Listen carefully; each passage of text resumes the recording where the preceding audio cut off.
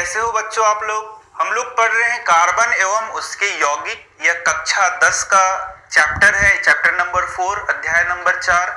और इसमें पहले वीडियो को मैंने बनाया जो कि काफी लंबा बना, लेकिन उस वीडियो में मैंने आपको सिखा दिया कि कार्बन कैसे यौगिक बनाता है, क्यों यौगिक बनाता है, या फिर अदर जो तत्व हैं वो यौगिक क्यों बनाते हैं।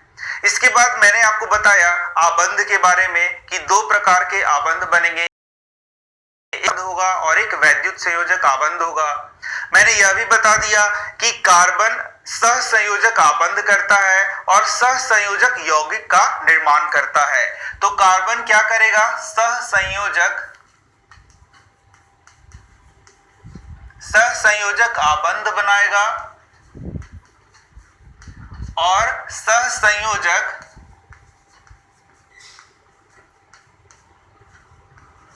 यौगिक का निर्माण करेगा। ये मैंने आपको बहुत अच्छा से लास्ट वीडियो में पढ़ाया। मैंने पूरा आपको डिटेल में बताया कि क्यों कार्बन जो है सहसंयोजक आबंध का निर्माण करता है, क्यों यह जो है सो साझेदारी करता है, ये सब मैंने आपको बताया। तो अब यहां से हम लोगों को पढ़ना है कि सहसंयोजक आबंध किसे कहते हैं और सहसंयोजक यौगिक किसे कहते हैं।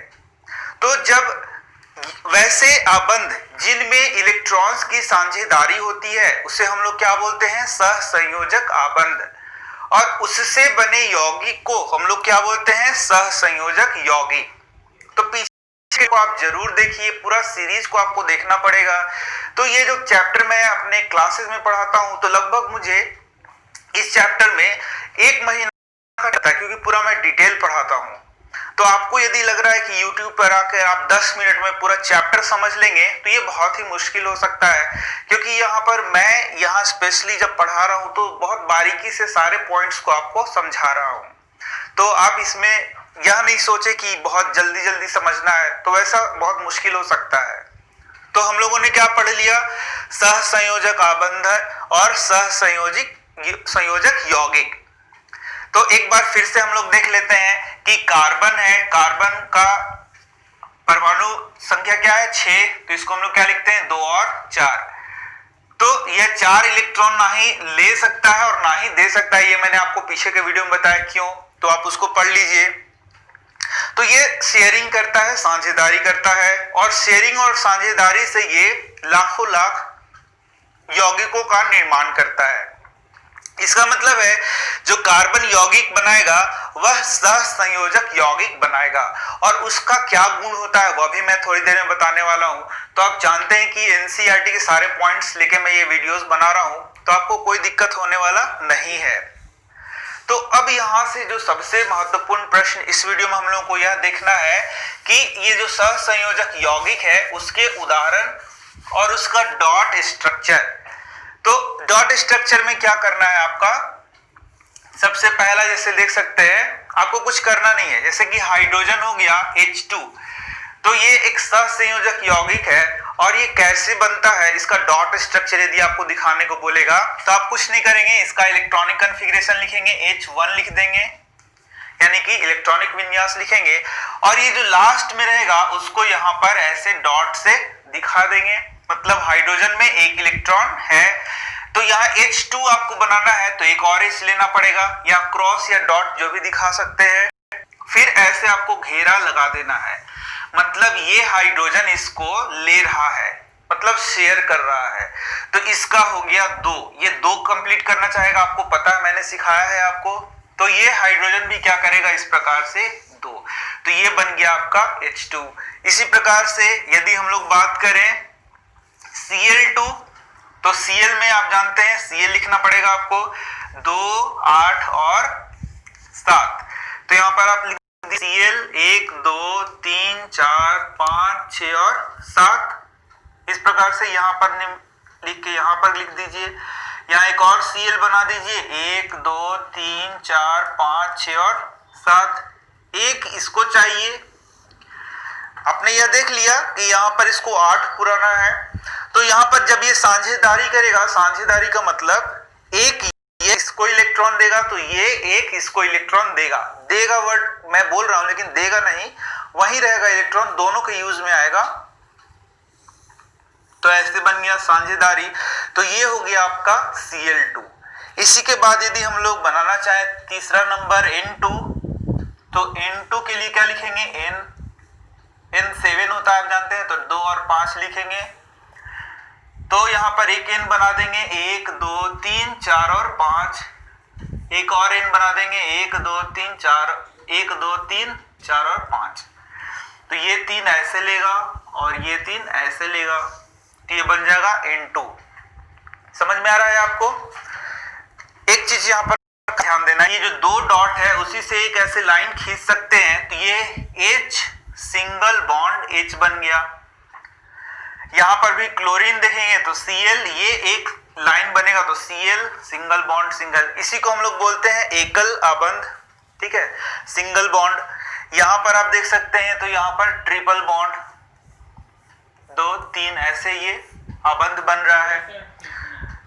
तो हर एक चीज को आपको धीरे धीरे समझते चलना है, तभी आप पूरे चैप्टर को समझ पाएंगे। तो और भी बहुत सारे स्ट्रक्चर अभी हम लोग पढ़ रहे हैं, क्योंकि ये आपको जरूर आएगा एग्जामिनेशन में।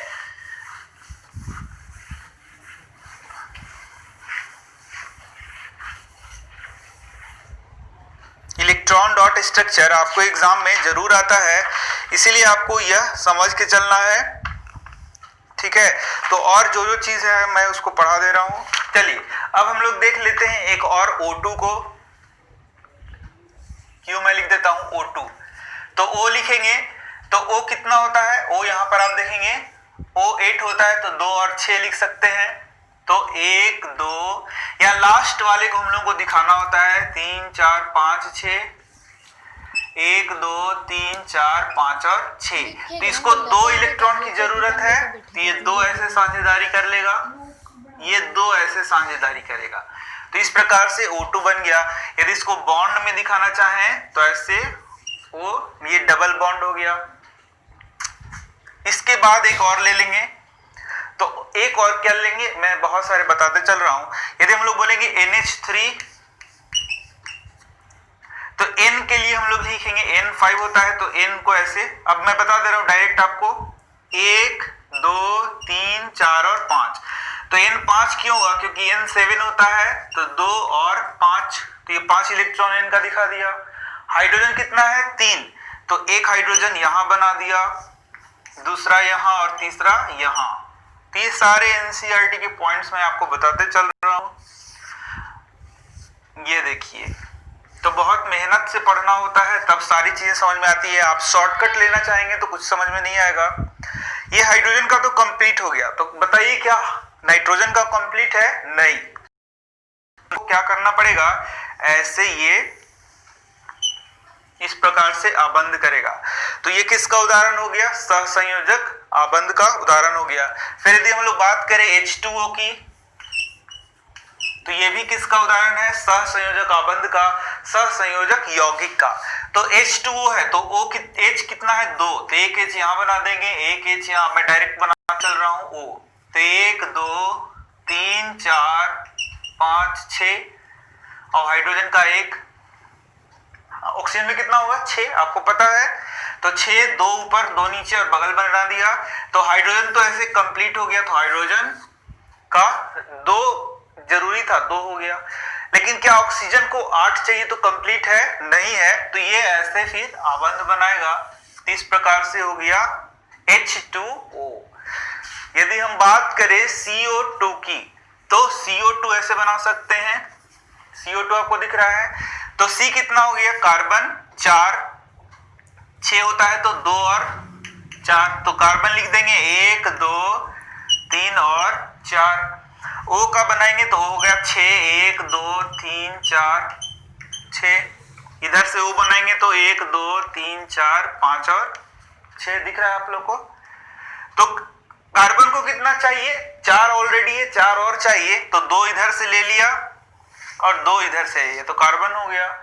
ऑक्सीजन का ये देखिए 6 है, तो ये 2 लेगा, तो इसका हो जाएगा 8, ये 2 लिया तो 8, तो इस प्रकार से CO2 बन गया। तो इस प्रकार से आपको सब याद करना है, सब समझ के चलना है, यदि नहीं आएगा तो बहुत मुश्किल हो जाएगा। तो चलिए अब मैं इसे मिटा दे रहा हूं पूरे चीजों को। तो बहुत बहुत डस्ट उड़ता है इससे। अब थोड़ा वीडियो करते हैं। अब जो एक बहुत इंपॉर्टेंट चीज है वो मैं आपको बताने वाला हूँ, वह है S8 सल्फर का। S8 आपको बहुत बार एग्जाम में पूछा गया है, उसे मैं बता दे रहा हूं। तो इससे जरूर 2 मार्क्स के क्वेश्चन आपको आएंगे, एकदम फाइनल है। तो S8 कैसे करेंगे? S8 है मतलब सल्फर, तो S कितना होता है 16, तो क्या लिखेंगे 2, 8 और 6। तो 1 2 3 4 5 6 7 और 8 सल्फर हो गया। और कितना इलेक्ट्रॉन चारों ओर लिखना पड़ेगा? 6। तो सबसे पहले आप जान लीजिए एक रिंग स्ट्रक्चर है। S8 क्या हो गया? एक रिंग हो गया, तो इसको रिंग बना देंगे और 6 इलेक्ट्रॉन लिख देना है। 1 2 3 4 5 6, 2 ऊपर नीचे और एक एक आजू बाजू ऐसे याद करना है। 2 ऐसे ऊपर नीचे कर दीजिए और एक आजू बाजू, 2 ऊपर नीचे ऐसे कर दीजिए और एक आजू बाजू, 2 ऐसे दिख रहा है लोगों को, ऐसे 2 कर दीजिए। ठीक है, इधर भी आप कर सकते हैं। तो चलिए यदि हम लोग इस सल्फर का बात करते हैं, ऐसा डिजाइन आप बना लीजिए। इस सल्फर का बात करते हैं तो इसके पास 6 है, इसको 2 और चाहिए, तो एक इधर से ले लिया, बहुत ध्यान से सीखिए, और एक इधर से ले लिया, तो इसका हो गया 8। इस सल्फर का देखिए तो 1 2 3 4 5 और 6 है, तो इसको भी 8 चाहिए, तो एक इधर से ले लेगा और एक इधर से ले लेगा। इस सल्फर का बात करें तो ये एक इधर से लेगा और एक इधर से लेगा, तो इसका भी 8 हो गया। इस सल्फर का बात करें तो ये देखिए एक इधर से ले लेगा और एक इधर से ले लेगा, तो इस प्रकार से इसका भी 8 हो गया। समझ में आ रहा है क्या? इसका भी बात करें तो ये ऐसे होगा, एक यहां से ये ले लेगा, तो इसका भी 8 हो जाएगा। इस प्रकार से S8 आप पूरा गोल घुमा दीजिए, थोड़ा सा आप मेहनत करिए तो ये बन जाएगा। तो इस प्रकार से इलेक्ट्रॉन डॉट स्ट्रक्चर था। डॉट स्ट्रक्चर एग्जाम में बहुत बार पूछा जाता है। अब थोड़ा सा मैं आपको एक छोटा सा और चीज बता दे रहा हूं, सब तो मैंने बता दिया। अब एक लास्ट पॉइंट मैं आपको बता दे रहा हूं, सहसंयोजी यौगिक क्या होता है वो मैंने बता दिया, उसके भौतिक गुण क्या होते हैं वो मैं आपको बता दे रहा हूं। तो सहसंयोजिक यौगिक के गलनांक एवं क्वथनांक कम होते हैं। गलनांक एवं क्वथनांक क्या होंगे? कम होंगे, मतलब बॉइलिंग पॉइंट क्या हो जाएगा? कम होगा। गलनांक क्या हो जाएगा? कम हो जाएगा, क्योंकि इसके बीच अंतर आणविक जो बल होता है वो बहुत कम होता है। यानी कि जो सहसंयोजक यौगिक होते हैं उनके बीच में जो अंतर आणविक बल होता है वह काफी कम होता है। इसके कारण इसका गलनांक और क्वथनांक। तो यदि आपको यह प्रश्न पूछा जाए तो आप इसको आसानी से कर सकते हैं। S8 याद है ना, ये बहुत इंपॉर्टेंट प्रश्न है। चलिए दूसरा, सहसंयोजिक यौगिक कुचालक होते हैं, मतलब कि ये सुचालक नहीं होते हैं बल्कि क्या होते हैं? कुचालक होते हैं, क्योंकि इलेक्ट्रॉनों के बीच कोई आवेशित कण नहीं होते हैं। तो ये 2 पॉइंट्स थे जो मैंने आपको लास्ट में बता दिया। तो आप पूरा सीरीज को देखते चलिए, सब समझ में आएगा। हर चीज मैं पढ़ाने वाला हूं, तो धीरे धीरे लेकिन आपको सब्र से पढ़ना होगा। एकदम फास्ट ट्रेन का स्पीड नहीं है, ये बहुत स्लो हम लोग पढ़ रहे हैं। तो आप वीडियो को थोड़ा फास्ट करके देखते जाइए। बहुत स्लो हम लोग पढ़ रहे हैं, तो आप वीडियो को थोड़ा फास्ट करके देखते जाइए।